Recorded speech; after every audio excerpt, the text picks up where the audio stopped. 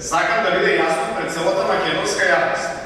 Нашите државни институции ништо не пуштиле, ни учебник, ни документ во Софија на така наречен Амин.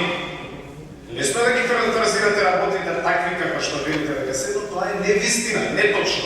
Не се случило такво нешто и на крајот на денот времето покажува дали јас лажам или дали вие не ја кажувате вистина. Затоа што целосно се сеќавам како вие представници на вашата политичка партија пред години и половина веле само да дојде ВМРО ДПМН на власт. Наредниот месец ја почнува постапката за промена на Уставот. Дали имате или немате пишувано така? Реторичко е прашањето. Јас одговарам пред вас, не вие пред мене. Но имате пишувано така, еве јас ви кажам. И повторно ќе пишувате, еве ги готоа само што не седнаат да се договорат. Да, точно е дека ние треба да имаме диалог со сите наши соседи. Да, точно е дека треба да работиме на затварање на сите отворени прашања, но да, точно е дека тоа не смееме и немаме право да го правиме по секоја цена и на штета на нашите национални интереси.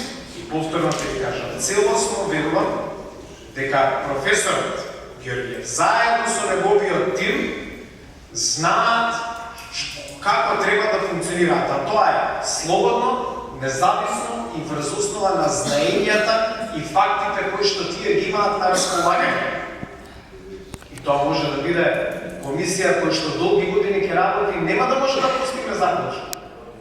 Ќе дискутира, ќе дебатира по одредени прашања и природно ќе има развој на настаните кој што може би нема да биде секогаш на задоволство на другата страна. Домените кои што се од секојдневна важност и живење.